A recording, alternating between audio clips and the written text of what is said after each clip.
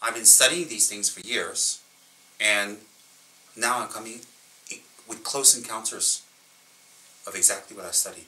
And it's with people that are my friends for years, that I know them, and they're not trying to hog the limelight or trying to be something. So what I want to explain this morning, I guess the point is very simple. Don't doubt attainments that can arise in your mind. And do not doubt that these attainments can be taken into your next life, and the next life, and the next life. I promise you, as you go along with the practice of Dharma and the study of Dharma, I promise you, you will be more and more affirmed with next life and previous life. Some of you will even be able to have flashbacks of your previous life. Some of you, it's not going to be up to me to do it. I don't have any power to do that, but some of you will have flashbacks. If not flashbacks, very strong sense of familiarity. I'm not talking about deja vu. Deja vu is just a flash. I'm talking about a very strange and strong sense of familiarity. Example, when I was in Tibet recently, I went to Ganden. I went to so many holy places. It was all wonderful, and it was beautiful. When I went to Ganden, when we were at the bottom, when we were halfway up, when we were just about to enter, I started crying. I didn't want to cry, because there were people there, and Rinpoches don't cry. So, I didn't want to cry. So I could not stop crying, and I had to control myself. And what I felt was this, that the place was very holy, and the place was it was just seeping and seething with a quiet, solemn, holy energy. I can't describe it. It's like the walls are empty, and the place is filled with snow, and there's no pujas, nothing going on. Yet, the walls and the energy in the place reverberates with some sort of energy, and I can't describe it. And when I felt this energy, I couldn't stop crying when I entered Ganden. So, of course, I looked away. I didn't want anybody to see and video me and get on the YouTube, look, the big baby cries. And then when I got up there, when I walked in, I was like, oh, I didn't remember, I didn't feel anything, but I just felt so good. And I'm not biased. I love all the monasteries, but with Ganden, I felt particularly very at home. It was the only place I thought, oh, I can stay here during the summer. Because there was snow and sleet everywhere and ice, and I was walking, with my slim body and my oxygen tank, and my oxygen tank was this big. And then the slaves would carry it because, it was quite big. And so I had to slave myself, and I had to carry it, and I was walking, and I was like, trying to not to fall and look stupid. So Milarepa was very good in doing magic. He was very good in plowing the fields. He was very good in building houses. He knew all that. He knew the secular stuff. You're saying, oh, what's the big deal? You see, in their time, that was a big deal. In our time, being able to write, being on the internet, knowing people, all that is very, very important. But at every stage of human existence, there were activities to humans that at that time was very important. Was very like, wow, if you knew that, you're somebody. So Milarepa came to his guru thinking he had more knowledge than his guru. But for secular affairs, he did. He did have more knowledge. He expected his guru to be on the throne. He expected his guru to talk like this. He expected his guru to dress like this. He expected his guru to be very compassionate. And listen, he even expected that his guru's method of compassion must fit his projection. Because when Milarepa was not ready, and he came to the teaching hall, what happened? Marpa personally got up. His guru personally got up, pulled him by the ear, and took him out and threw him out and said, go to the fields and work.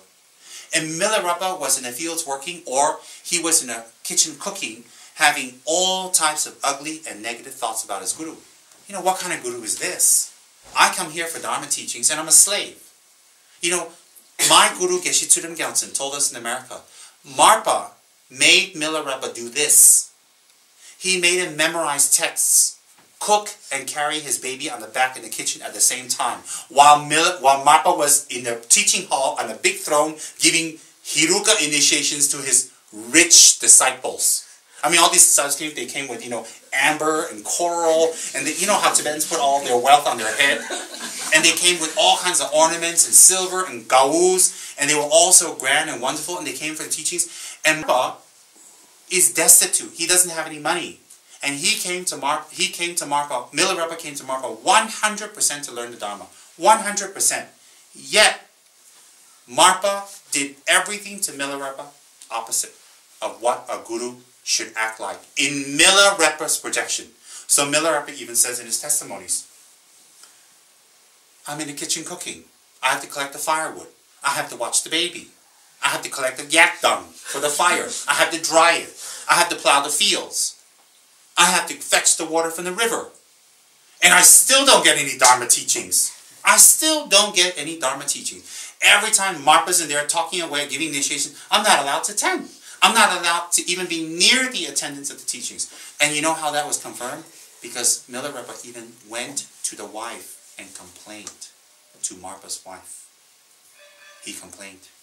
And he bitched, and he whined, and he complained politely, because he felt the Guru must do things his way.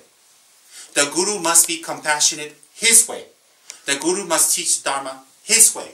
The Guru must convey the Dharma according to his projection, his upbringing, his conception, his type of comfort zone.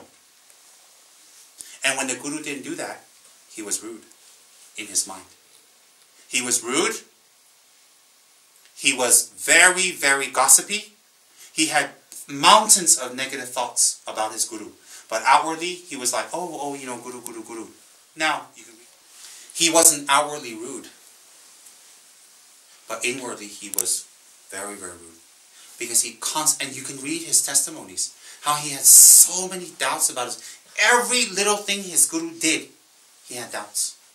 Everything that the Guru gave him, he had doubts. And there were hundreds and hundreds, I mean it, hundreds of times, he wanted to give up and leave.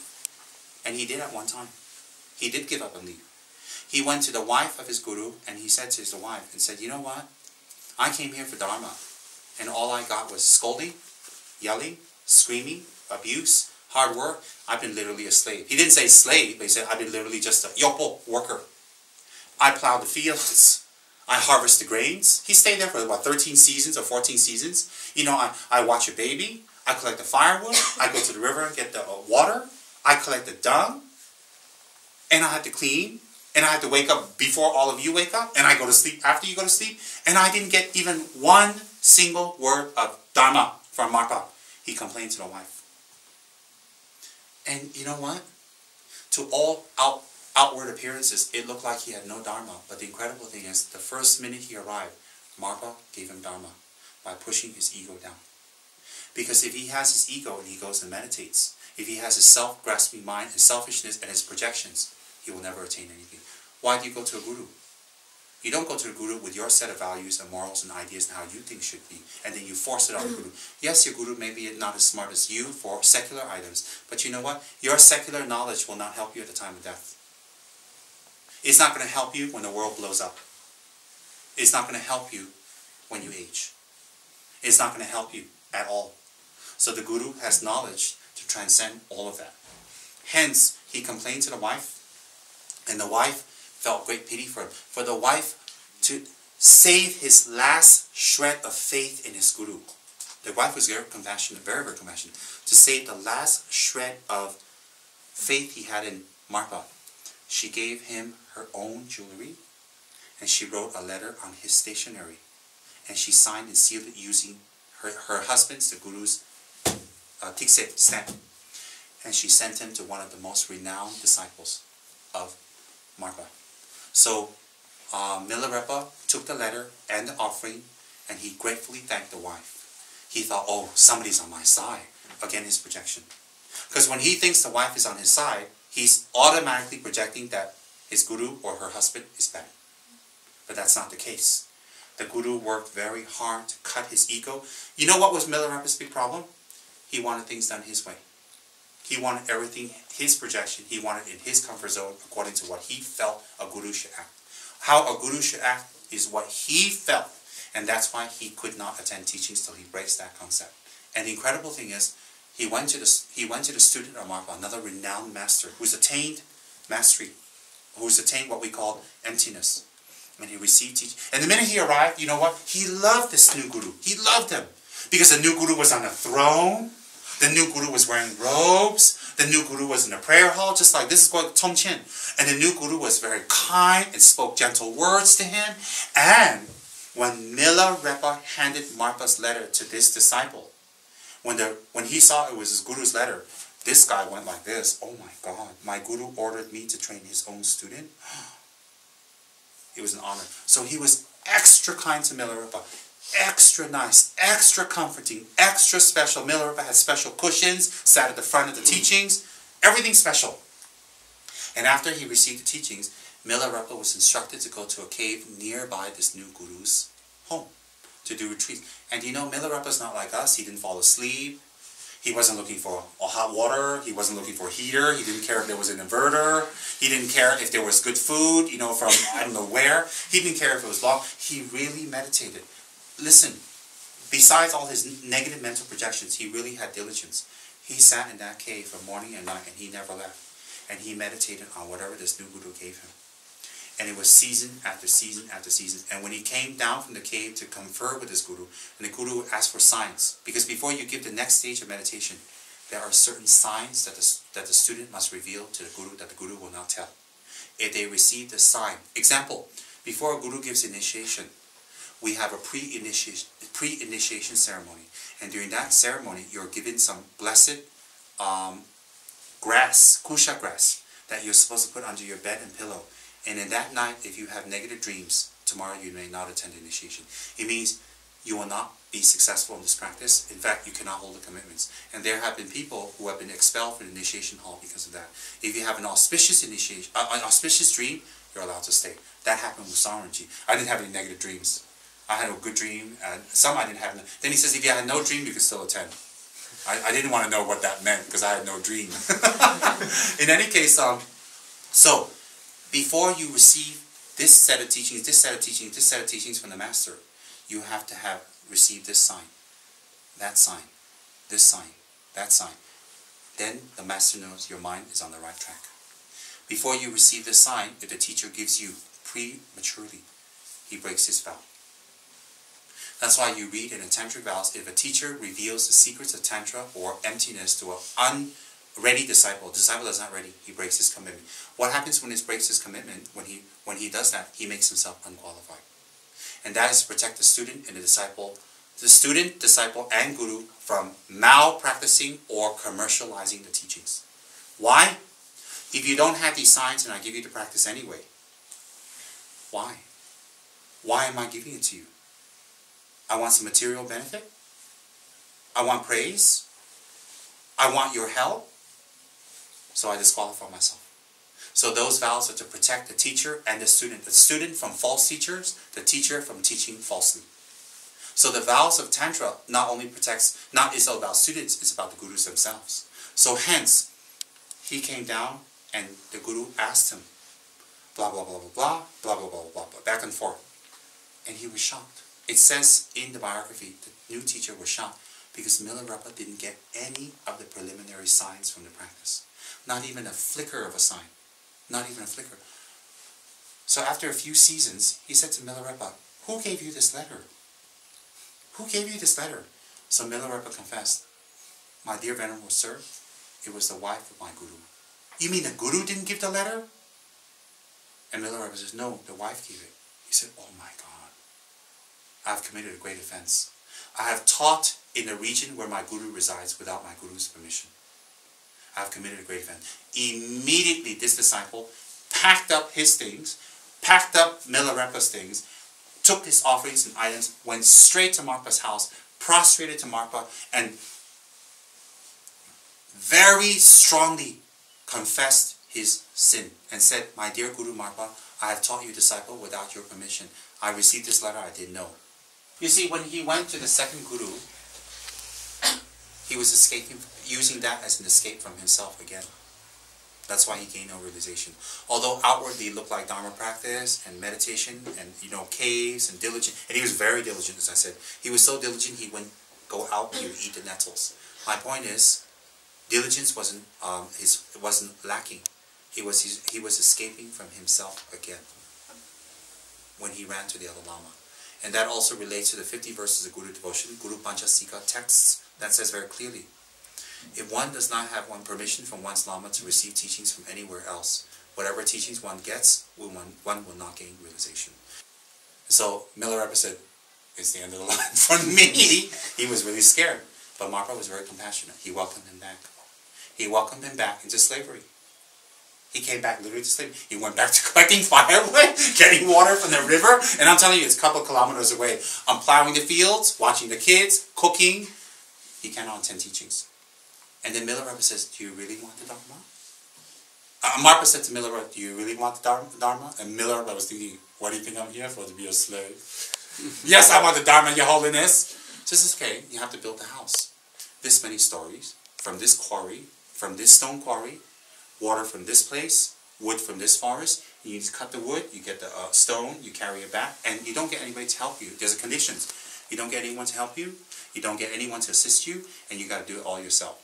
So he carried stones from one quarry to the place where his guru told him to build a house until his back was raw. Raw, and the flesh was coming out. And he built up the house. I don't know, it was like, how many, anybody remember? 6 stories, 7 stories? He built up the house out of stone. After he finished, this is historical. Historical. It is not legend. After he built up the house, he went back to Milarepa and said, guess what? I built up the house. So the guru was very happy. Marpa went with Milarepa to the house, and he looked at it, and guess what? The guru had eagle eyes. The guru had eagle eyes. It was better than Gong Gong's eyes. He had eagle eyes. And you know what? He said, but that beam's been put wrongly. And Milarepa was like, dun, dun, dun, dun, dun. So Milarepa said, well, I can just change this floor. You know, Milarepa said, no. You have to take every single stone back to where you found it. Every single piece of stone, mortar, and whatever wood back to where you found it. And then bring it all back and redo it till it's perfect. And rolling his eyes was an understatement. Rolling his eyes. I'm not kidding. I'm making it more modern, but that's exactly how they wrote it. Milarepa was so disheartened. He was so sad. He was so disappointed. He can barely walk. His fingers are to the bone. He's dark. He's skinny. He's undernourished. His back and the flesh is exposed. He hasn't slept. And then he built the house from his own hands. And still, Marpa Monster wasn't happy. Still. And then listen to this. It wasn't good enough that there was a mistake and he just fixes that floor. The whole thing has to be done over. So Milarepa sat down and said, okay, I can leave now. No, really, he thought, I can leave now, that's it. You know, I had enough. This is a monster. Then he said, where would I go? You know what kept him going? What kept him going was, he listened to his mother. And he had murdered all his relatives that abused him and his parents and his mother when he was a child. And after he murdered people, and he saw the dead bodies, and he saw the corpses, and he saw the pain and all the problems he created, the regret and the fear was deep in him. And he had no one to go to, nowhere to go, and he was scared stiff. So he said, okay, if I leave Marpa, where do I go? What do I do now? What do I do? Okay, I just stay. Maybe, okay, he said, oh, never mind. I'll fix up this one house. After this, I'll get Dharma teachings. So he did. And you know what? After he finished the second house, the same thing. Marpa came and he saw a mistake. So Milarepa went, oh my God! I mean, talk about he needed counseling for paranoia. I'm not kidding. He was so paranoid. He was like, oh my God. What's wrong now? I mean, he looked at the house, he climbed every floor, you know, he took torchlight at night. I'm not talking about your inverter charged torchlight. I'm talking about firewood, you know, with fire on the end. He went inside, he's like, any mistakes, anything? When the sun came out, he was looking all over. Because, you know what? He didn't really want to build this over again. So he said to himself, let me make sure the house is perfect before Eagle Eye shows up. No, really, he had all kinds of bitchy thoughts in his head because he still had this conception of how a guru should be. So what's the problem with if you have a conception how a guru should be? Then you suffer because you have a conception of how friends should be, people should be, the Dharma should be, the world should be, and that's what makes you suffer. That preconceived, stuck conception. That's what the guru was trying to break through. The guru wasn't trying to make Milarepa look at him as perfect and fabulous and wonderful, and that he's free of fault. The guru was using himself as a target to break Milarepa's preconceived conceptions of how things should be. And that's what made Milarepa suffer. So once he can break that preconception or that conception or that projection, everything that Milarepa perceives in the world will be different. Do you know everything becomes flowers and beautiful and wonderful? Everything. Because you changed yourself. That's how the Guru was skillfully helping Milarepa. But Milarepa didn't realize it. So he was having a panic attack, he was having anxiety attacks, he needed counseling, he needed help, he was undernourished, he was tired, and he was totally paranoid. And you know what? His paranoia really, really paid off because the Guru came and saw another mistake. The window was done wrong. The window was not done according to the measurements that Marpa wanted. So Milarepa was like, maybe we put a curtain on it. maybe we can just not stay near this window. Maybe we can stay near another window, that's all right. So he has to change the whole thing because the windows were wrong. So Milarepa was like, all right, I know. The stone's back to the same quarry. The wood back to the same forest. No one's supposed to help me. And I'm supposed to start from scratch. You don't have to tell me. Go back to your home. I'll serve you dinner. I'll serve you food. I'll get you water. I'll watch your baby. I'll get the dung. I'll plow the fields and build the house. I know. Don't even tell me, Guru. And Marpa's like, oh, smart. So Marpa, the Guru, gallivanted back to his house. You know, like, oh. The slave. And you know, while he was, listen to this, while he was building the house, he had to also cook, plow the fields, watch that damn baby, and collect the dung, and harvest the field. And the harvest had to be harvested because there was no food if there's no harvest. Barley. He has to harvest it. And you know, that river has to be, you know, like 50 kilometers away. And he's like, you know, this does not help. So he did it again. And you know, when he built up the third house, Marpa came along, the direction of the floor was wrong. The way he laid the stones. After Marpa left, Milarepa broke down and cried. He cried and sobbed because it was just too much already. I mean, this is not a guru, it's not a demon, it's hell. He broke down and he sobbed and cried and sobbed, and he was just beyond control. And he was so sad, he didn't even go to the wife to ask for help, or pity, or compassion. He was just beyond any. After he cried, he slept, he woke up. He just said, okay, let me just do it again. You know, whatever is whatever. That's when his preconceptions and his ego started to wear off. He started just to accept. After building 13 houses, and the Dalai Lama tells this story quite often, and Dalai Lama folds his hands to Milarepa. After he built the house 13 times, according to the way the windows have to be correct, the floor, the lining, okay, the leveling, the timber, everything was perfect. Then Milarepa says, he invites his guru, and this time, you know what? You know what was amazing? He invited Milarepa, and he said to himself, I will accept what my guru tells me. I'll do whatever he says.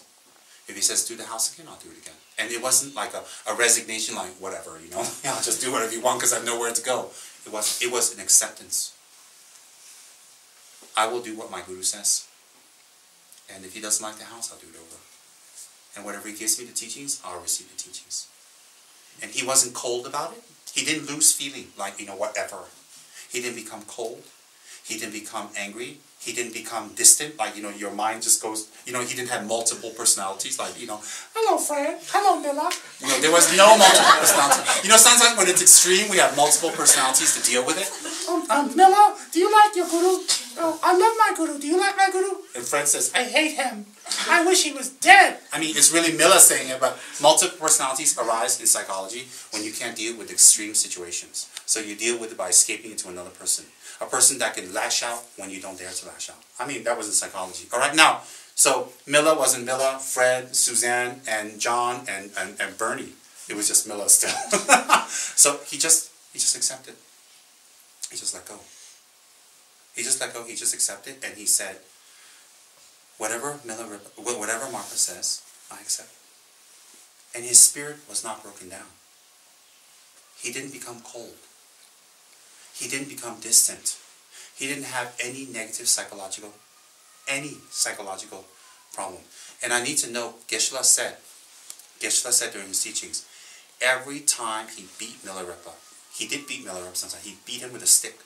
every time he scolded him, every time Milarepa ran away, unofficially a few times, Marpa asked his wife to bring a butter lamp.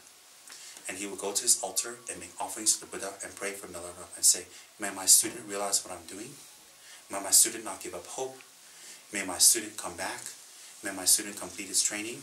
May I bring my student to the most highest level of life. Marpa would pray like that every single day.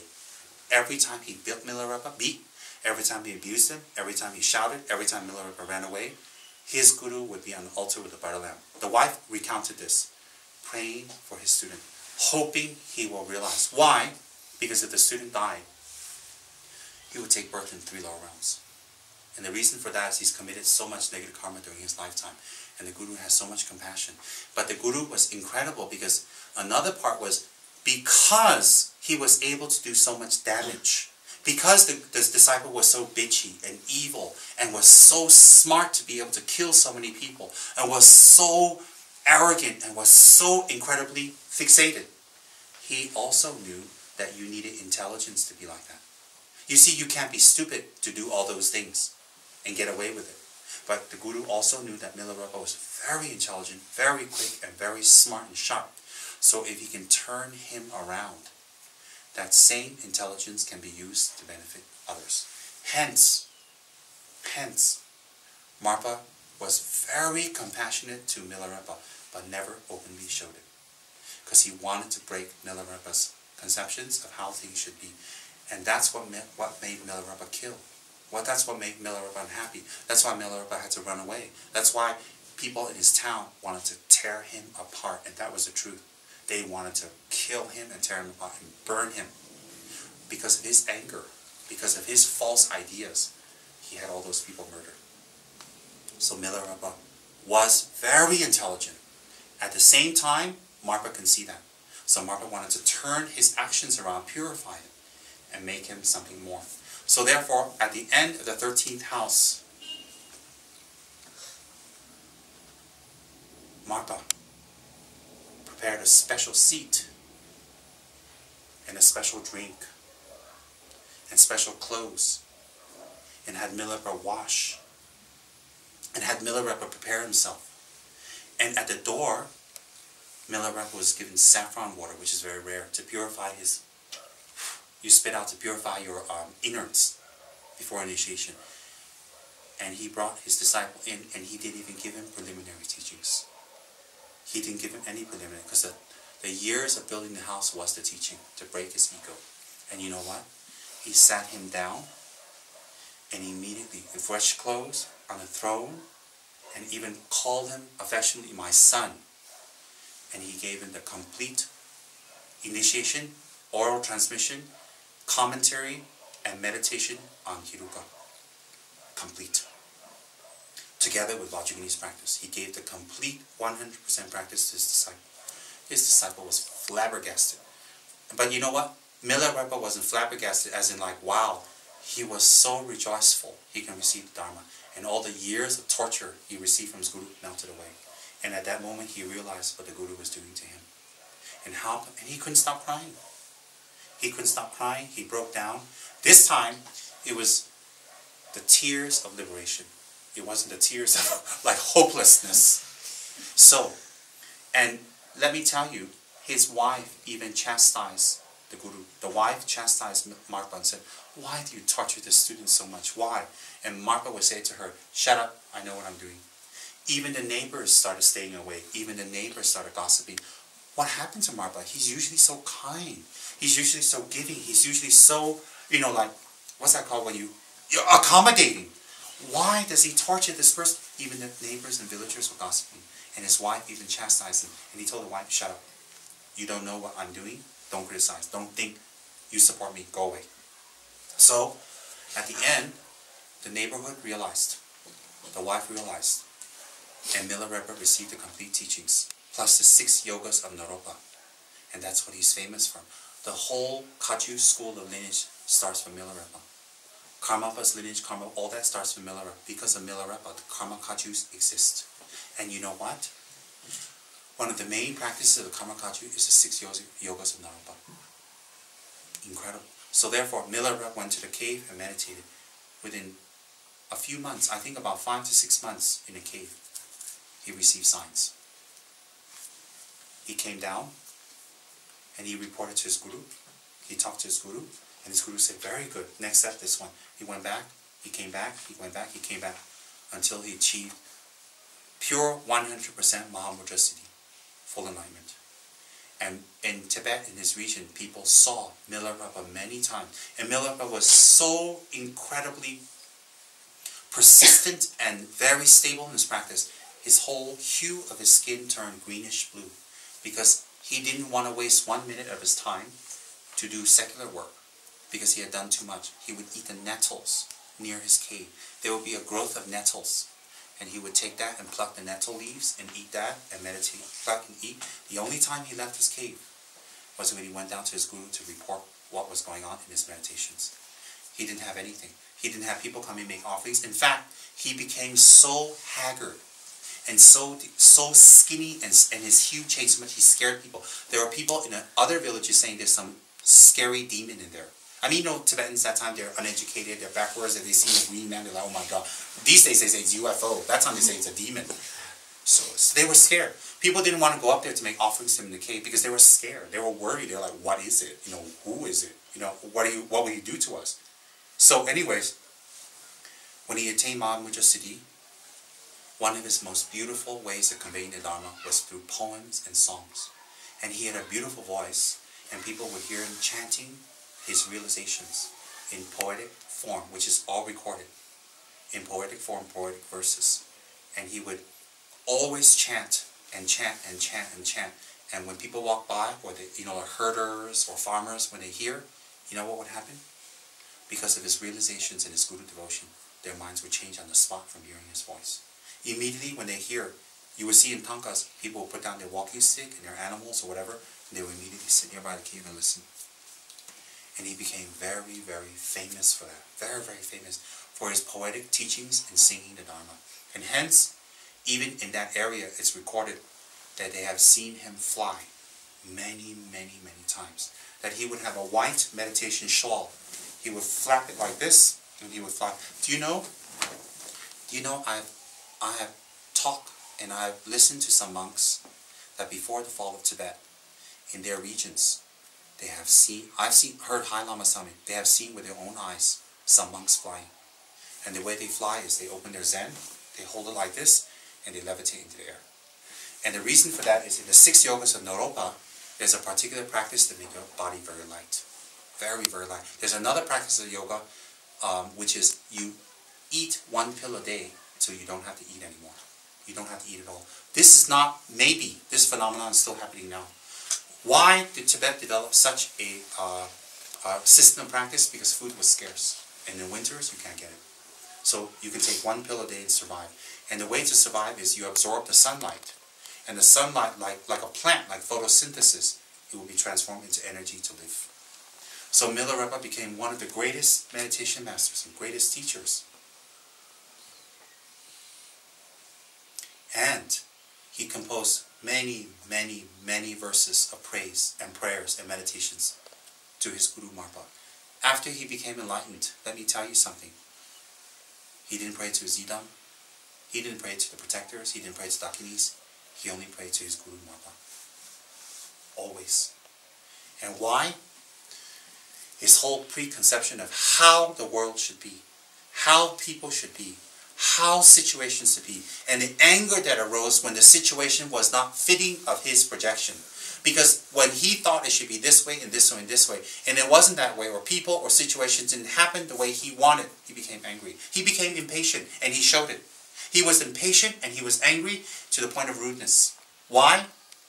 Because in his mind he was thinking, it should be this way, why aren't you doing it this way? I've done it this way and it worked. You didn't do it this way, and it didn't work. You did it this way, it didn't work. I did it this way, it worked. You're not doing it this way. He becomes angry. He becomes impatient, and he shows it. So hence, what happens is, when he had this projection of how the whole planet and the world should be, he suffered to the point where his anger overtook him, and he murdered and he killed. He murdered and killed to get revenge for what was done to his family. And so hence, on top of this projection, the negative karma of killing so many people, and its after effects was very strong on his mind. Very strong. So because he has this projection of how the world should be, he has a projection how people should be, how samsara should be, he has a projection how his village should be, and the villager should be, and he even has a projection of how his guru should be. And when you have that kind of projection, you have that kind of stuck emotional grasping, how do you move to the next level? How does anyone teach you anything? How does anyone share anything with you? You know better than everybody. You're the best. You're the most fantastic. You know everything. Since you're the best, you're the fantastic, you know everything. How can anyone teach you? How could you even fold your hands to a guru who may be attained? How can you? Because your self-projection is so strong. Your self of I is so strong. This self of I is different than the Western concept of self-confidence. Self-confidence and self-I is different. Self-confidence is when you've done something compassionately and well and successful, and you share that with others with great patience. That's self-confidence. Self-grasping, or I, me, is you want things your way. When things are not your way, you assert yourself to the point of being harmful to others. So the self-grasping of I, me, is very different than self-confidence. Self-grasping of I is you want things your way, and if you have money, if you have position, if you have connection, if you have friends, you use these connections, business and friends to assert it your way, and if you're not, you're offended and you get people back or you snub them. Remember, I'm not going to say the name, remember when I told you guys, Ayayula! As an example. No names, please. Ayayula! Okay? Now, when you have this strong self-grasping of I, it must be my way, if you don't have any resources or people or whatever, you just get angry and just sit there. We know some ex-KMP people like that. You just sit there and you just get angry. And you just shout at the whole world. Now there are people with a very strong self-grasping I who have money, who have connections, who have power. And they will get you back for that. And they will use that on you. But my question is this, is that whether you have power to exert your self-grasping mind or you don't have power, in the end, you lose all power. In the end, you will lose it all. You will fade and fade and fade until you die. Buddha died. The queen and kings of Thailand and Japan and England, all that have died. And they had the best doctors, the best facilities. They all died. Jesus had to die. So definitely we have to die. So hence, Milarepa, he was ready for the higher Dharma teachings when his preliminary practices were fulfilled. So the preliminary practices was destroying one's preconceived ideas of how things should be. I want you all to think about it with your intelligent, educated minds. The preconceived ideas of how things should be is what makes us lazy. It's what makes us angry. It's what makes us irresponsible. It's what makes us stuck or stubborn. Some of us are very stubborn. It must be my way. And we'll spend hours and hours and hours discussing with people why things must be my way. And we're very stuck. And we're very stubborn, like an ox. Just, it must be this way. And if it's not this way, they become very, very unhappy about it. So, when you have a strong, wrong sense of grasping, you become stubborn. Or you become angry. Or you become uncaring. Some people become cold. You slap 20 people, they say, whatever. You give presents to 20 people, they're like, whatever. They become cold. Why do they become cold? It's because their strong sense of self-grasping and selfish mind is very, very, very strong. And how that self-grasping mind manifests with each person is according to their training.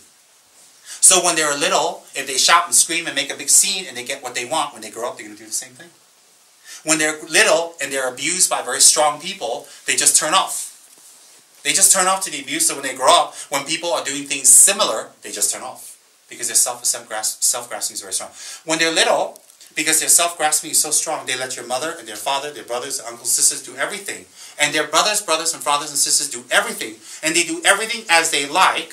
So when they grow up, they become highly irresponsible. Why do they become highly irresponsible? Because they're used to their self-grasping mind saying, you do it. So when they grow up and they're in their 20s and 30s and they should be adults, they're not adults. They still are dependent on everybody around them. They're still lazy and irresponsible. Why? Because their self-grasping mind manifests in that way. Because of their environmental conditioning. So if they're young and they had everything, you know, they're little princes and princesses, you know, when they just make a noise and the parents buy 10 fishes, they buy a giraffe, they buy a cockatoo, and they buy a house, they buy a new car. Don't cry anymore, my little princess, please. You'll get anything you want. So when they grow up, they're going to have the same attitude. This cannot, that cannot. They have mood swings. They go up and down. They're unhappy. They, you know, they complain. Sometimes they're laying out in their bed like, oh, I don't think I can handle it. And what went wrong? Their petrol in their car ran out. So they pressed for a week. Because last time when anything went wrong, their parents gave them a zoo to make them happy. Parents gave them clowns. The whole Ringling Brothers circus was brought over to make them happy because their lollipop dropped on the floor. Can you imagine a little princess dropped their lollipop? And then the mother said, stop crying, my little princess. You're such a wonderful little thing. You're going to grow up and marry a handsome prince and he's going to be straight. And he's great and he's fabulous and he's wonderful and he's going to take care of you. Don't cry. It's just a lollipop. We have another 500 lollipop. Alright, I'll bring you the circus, I'll buy you the zoo, I'll buy you 20 cars, a new dress, I'll buy you Barbie dolls, whole collection. Here you are. Okay, I'm happy now. And then they get trained that way. They get trained that way, so when they grow up, when tiny little thing goes wrong, they cannot tahan. And they expect the same type of environmental nurturing again. Some people become very cold. They become totally cold. Nothing registers. You slap the crap out of them, they're sitting there like... You tell the whole world, hey, you know what? I found out your father's a queen. They're like... They're just told, they don't feel anything. That's how they adjusted to their self-grasping mind. Some people become controlling, neurotic. What time is the meeting? What seat am I sitting on? What color is the seat? Is it facing the sun? Is the aircon blowing on me? Do I get a pen or do I bring my own? And what kind of pen? Is it ballpoint or what? What color is the pen? Is it fine point? And who else is coming to the meeting? What are they wearing? What are we drinking? They become totally controlling. They become neurotic. Because why? That's how their self-grasping mind manifests when they were growing up, because the environmental conditions allowed it. Some people, they grow up to have power, influence, and friends. And when they're young, when they didn't get their way, they can say, Mommy, fire the maid. Mommy, fire the butler. Mommy, fire the driver. He looked at me. Mommy, get rid of the gardener. So when they grow up, they've grown up into wealth and affluence, they have friends, they have position, they have powers. So what they do is if you offend them, they cut their connections. They stop all connections. They make sure you fail. They make sure you fall down. And that's how they manipulate you. Why? That comes from a strong sense of the selfish. It must be my way, my concept, my design. So some people are very lazy. So therefore, think about it. When I'm teaching you, you think about where the source of all these emotional manifestations come from. A, the source of the emotional manifestation for a princess, for Mr. Lazy, for Miss Cocky, for spoiled brat, for princesses, for neuroticism, for control. All this comes from what? It comes from the self-grasping mind. And some people, very, very stubborn. Oh my God, for one teeny little point, you gotta talk to them for 1 week, and they're like, no, no, no. And then they're going to tell you their opinion. It's like one whole book, they explain to you why, and you're like, you know what, could you just like give in once? Can I just win? Can I show you this way? And you're like, oh. And you're like, wait a minute, Rinpoche told me, you know, compassion. Om Shanti. Om, I will not stab him. Om, I'm not going to kick him. Om, I do not quit. Om, I will not burn him. Om. And they're still going on and on about there, and they just won't change at all. You know why? They're so afraid to be wrong. They're so afraid to look bad. And they have so much fear. They cannot be softer. And they cannot do things another way.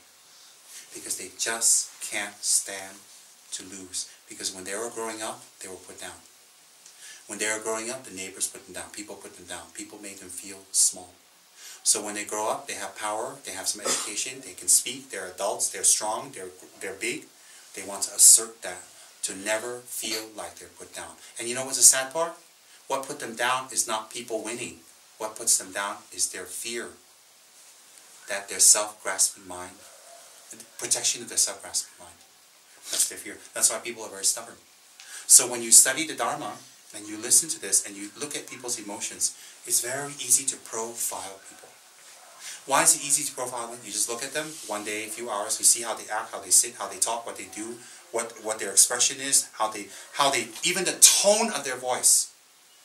A master can profile that person very easily and apply the appropriate Dharma. Why is that? He applies the appropriate Dharma because he cares.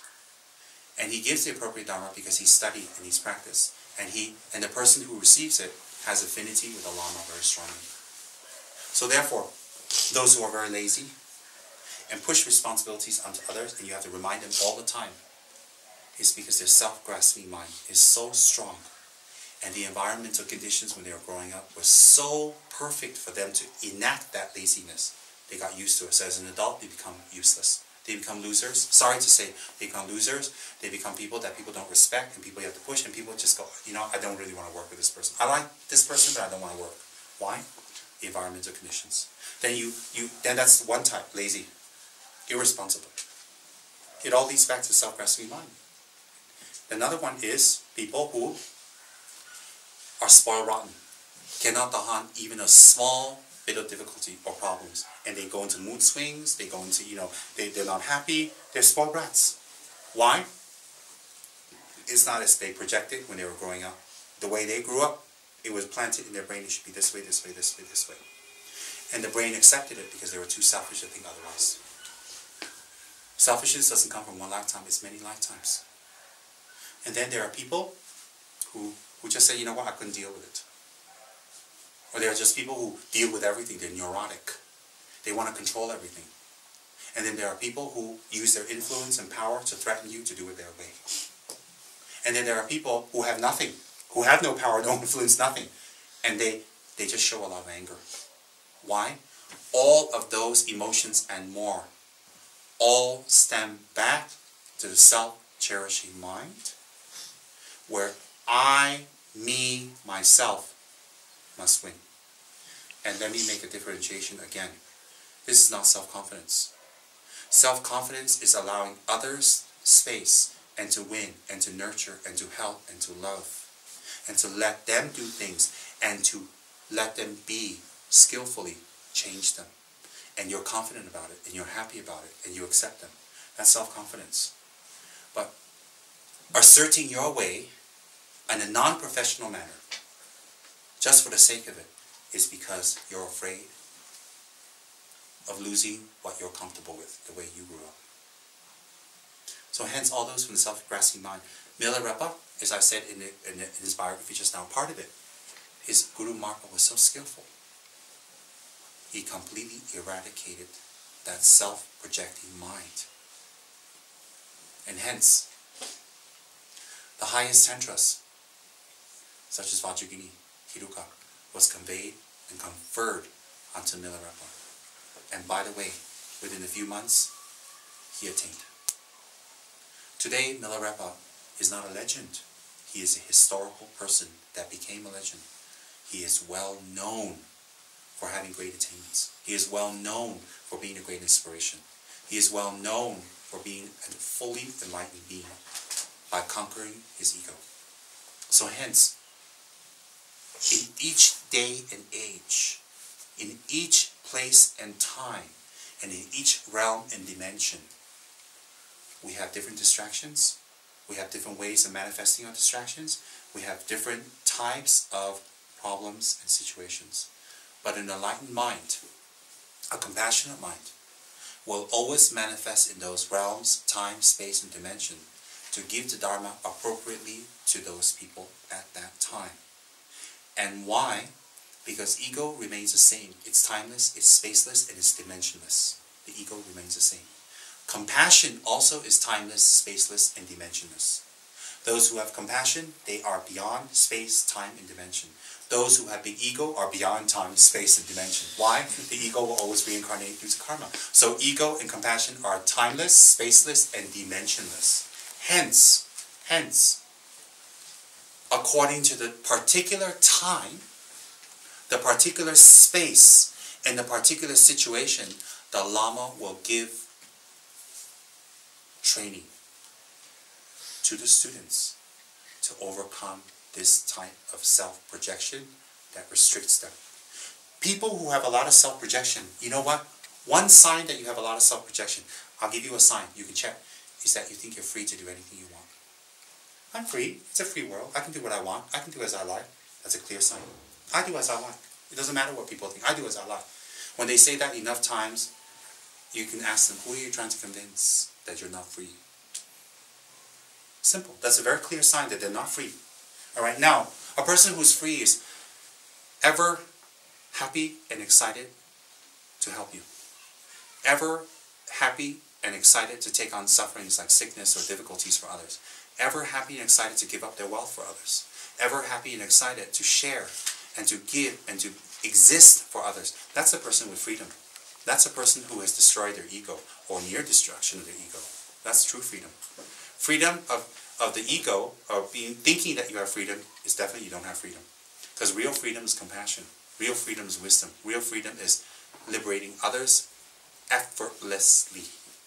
Life after life after life. And you never say, oh God, I quit the Dharma, see you later, it's too much. Enlightened people will never say that. Enlightened people will never say that. Enlightened people will never say, oh my God, I dropped my lollipop, see you later, it's a big obstacle, I'm not going to deal with it anymore. No, enlightened people don't do that. So that's a clear sign of freedom and lack of freedom. Clear sign. Now, Milarepa overcame that, hence he can do tantric practice. If we wish to do tantric practice today, imagine if Tsem told someone, oh, guess what?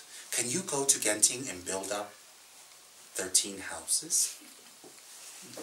You know what they do? The first thing they do is they go to a toy store and buy a kite for me. And you know what they tell me to do with that kite. So, in this space and time, people these days, if they use that type of methods that Marpa did to Milarepa, they'd get a kite. They'd say, go fly a kite. I'm not going to follow this guru, he's crazy. He wants me to build a house, what about my nails?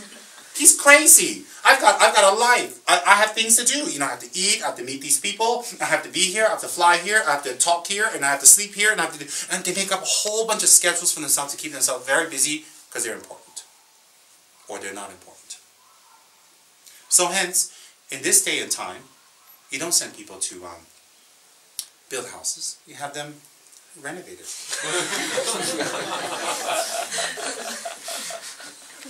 Yes, you have them renovate the house. And you have them renovate their department. You have them do fundraising. You know why you make them do fundraising? It's because they gotta beg, and nobody likes to beg. And as long as you hate to beg, you can check the level of ego. Buddha Shakyamuni has a begging bowl. He begs all the time for his food. His whole life he begged. Until he died.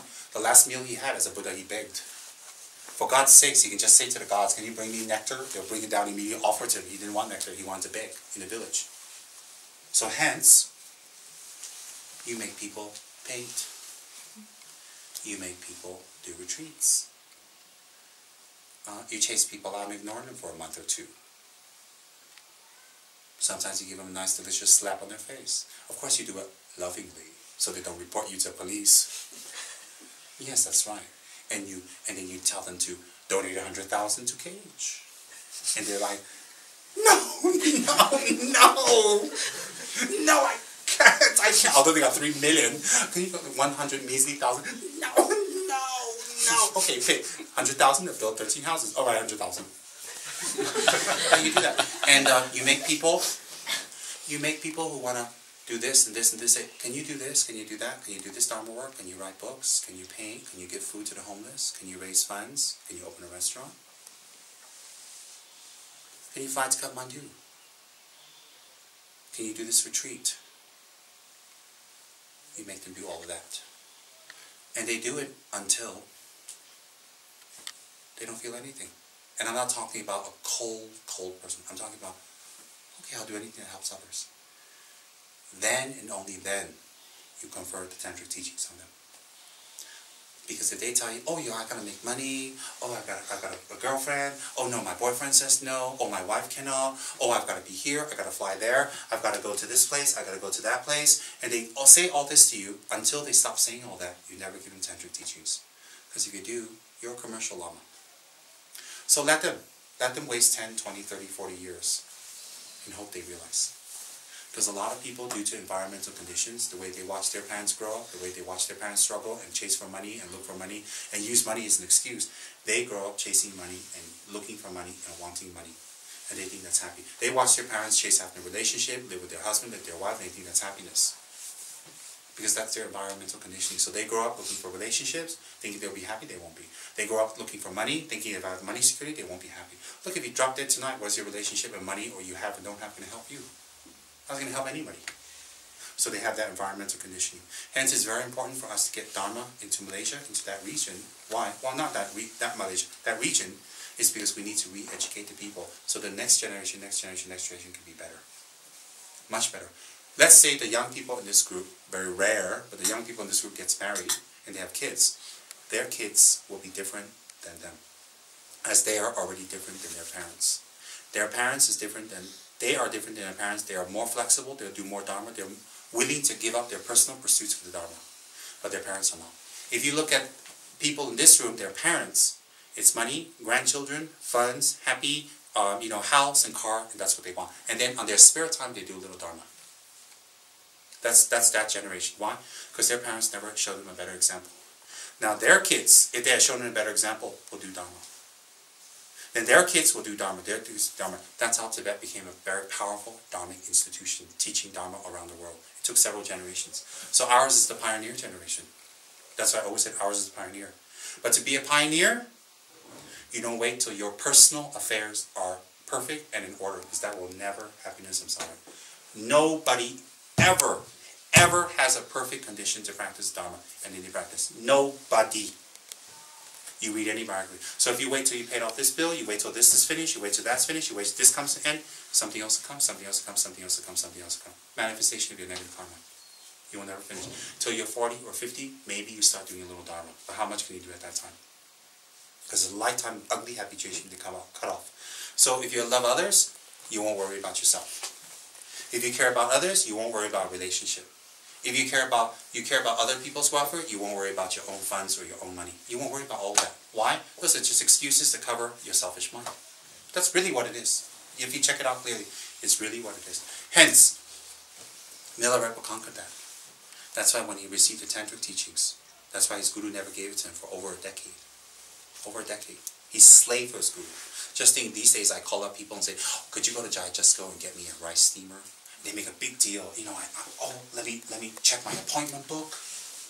Let me see if I can pull myself away from my kids. Well, I had a dinner, and I had to go to the bank. All right, Rinpoche, I'll squeeze it in. And then we come back, they go, look what I did for you. And I was thinking to myself, okay, it's going to be 4 lifetimes before I give you what you need. 4 lifetimes. Well, what can I do? What can I do? So hence, tantric teachings are conferred when your self-grasping mind is really down to almost nothing.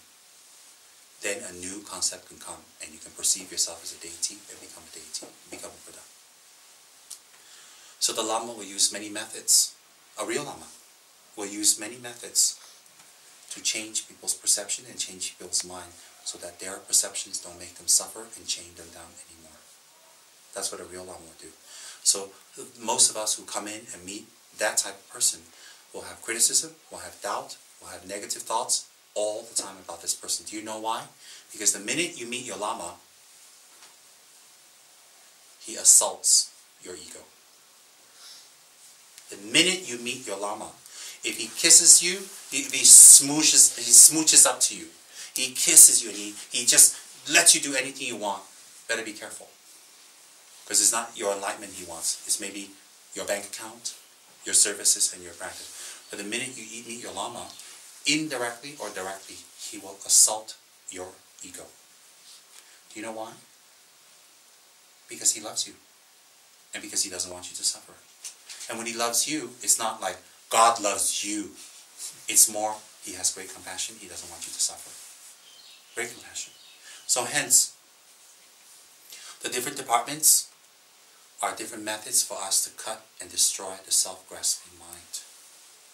The more we make it successful, the more we take responsibility for different departments, the more we will see our ego become less and less and less and less. So therefore, today I gave you a little talk on ego. And I gave you a different perspective of where neurosis and our laziness and our lack of being able to tahan or put up with difficulties, or the way we want things, or our bitchiness, or even our coldness, or our lack of feeling arises from. Today I gave you an explanation of all these neurotic types of manifestations of our mind and how they arise. I gave you in full 100% detailed explanation, and in your language. Why? I promise you from the bottom of my heart, if what I have spoken today and you do, you will see a change in your mind. What changes? Lighter. Things that have disturbed you for a long time that you bury deeply will surface, manifest, and go away. They'll never come back again. Your expectations around people who have hurt you, the expectations you have people around that hurt you so badly, and you know what? Because you're so afraid of the pain, you do other things to push the thought of the pain away. You will experience that. You will see yourself more easier going, more flexible, and more open. And you will see your whole point of concentration go from food, entertainment, socialization, relationships, money, sleep, environment, clothes, to compassion, to working for others' benefit, to taking meaning in your life, to bringing meaning to other people's lives. You will see your whole focus change. That will be the automatic reaction. And you know what? What I mentioned won't happen in one huge enlightened shot. It will come in stages. Suddenly you're talking with a person and you say, hey, that person's not so stubborn anymore.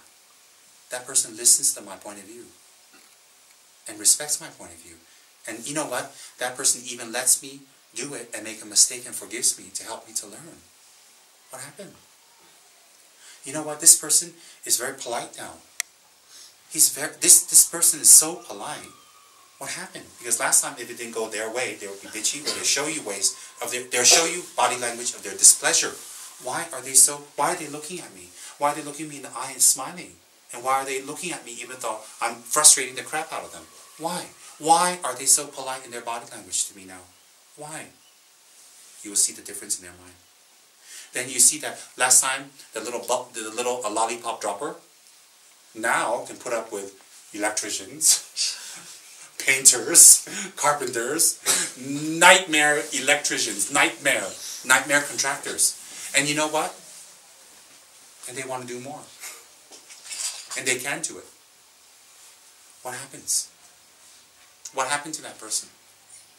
Then, you will see people who are nonchalant, no feeling, no type of feeling at all, become one, become caring. And you know what? No matter what the difficulties are that is related to or similar to their growing up experiences of people who are not nice to them, is washed away. They become very caring. And that's the best therapy for people who've been abused. For people who've been abused, hurt, mentally, psychologically, physically, or they've always been put down non-stop. You know what happens? They become very caring. Because they realize that that's an experience they had due to their karma, but it's not an experience they need to continue because they cut the karma.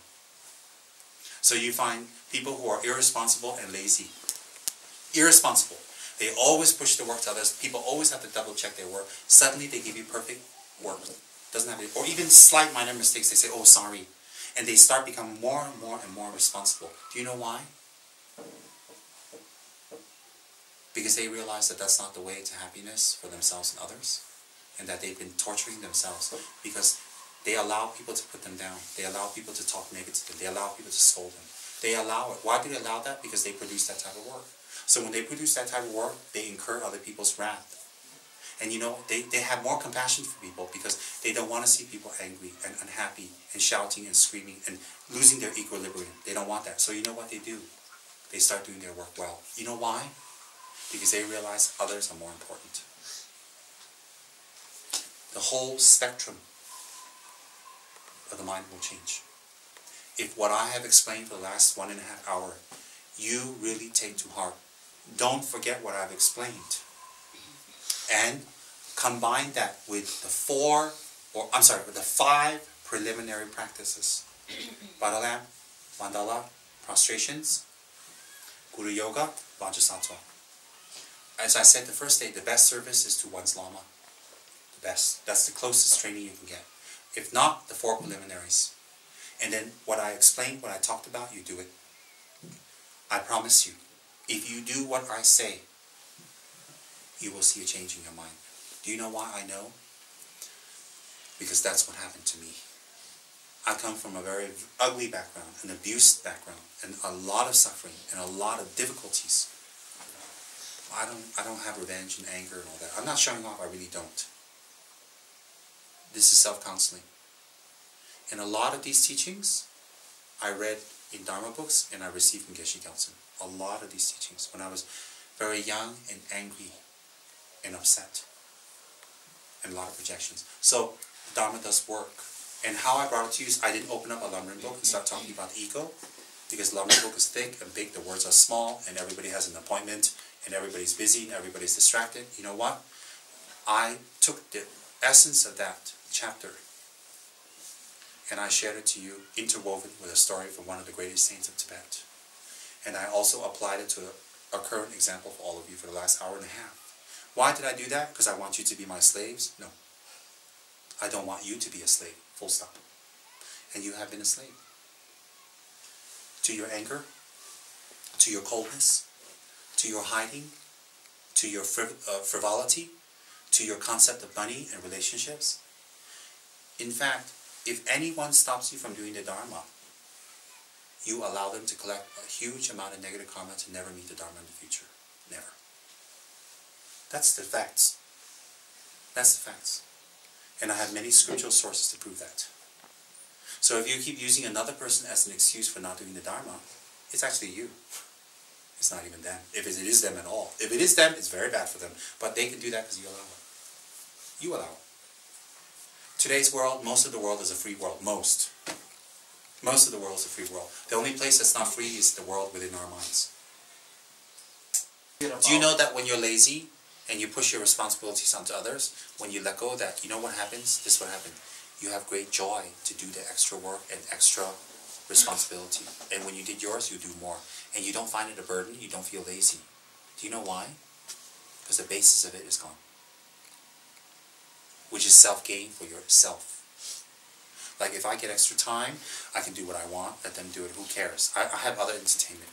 And we've been used to that for our environment. So, in fact, we'll be very happy to do our responsibility with a lot of passion and extra, and we'll do more. And we won't even feel any pain, because the source of that pain is gone, not the responsibility. So responsibility is not what causes the pain. The source of that is what causes the pain. The self-grasping mind that wishes to take advantage. So what I've spoken to you today is not for you to be my slave, or to justify, or to clarify anything. What I told you today is how I really think and operate. So therefore, sharing what I spoke about today helps you to know me better. It helps you to know yourself better, because you can use what I spoke about as a meter, as a gauge, because I didn't make it up. That's from the Lamrim. We received the Lamrim from Kyabje Rinpoche. So hence, what I've spoken to you will help you to know you better, and will help you to know me better, and help you to know what you're supposed to do with your life. And you know what? If you're not accomplishing something in your life, what I just spoke about will help you to accomplish it, if you apply what I have spoken about today. So therefore, the more exposure we have with our Lama, the more exposure we have time with our Lama, the more teachings we can listen to our Lama, the more you get knowledge. And you know what happens? When you get the knowledge, you apply, you change, and you gain control. It's not about Guru worship. You gain power and you gain control. I'm going to end here. But the basis of what I talked about is how and where the neurotic mind and its manifestations appear and why they appear. That was the basis of today's talk. And the reason I talked about that is because many people have worked very hard for the different departments. And I want to reward them with an understanding of why they are working in their departments. And this doesn't just apply in our beautiful sacred KH and its 12 departments. This applies to every single individual on this planet who works for their Dharma, for their center, for their Lama. Every person. So I hope these teachings will reach many people's homes so that they will understand why they're working for the Dharma, why they're working for the Lama, why they are working for their center. This doesn't apply to you, it's universal. So hence, many people have worked in the departments, and many people who will come, share with them the reason, explain them the reason, and compassionately speak to them about the reason. So people have a firm basis of why they're working for the Dharma and be very happy about it. Does everybody understand? Good.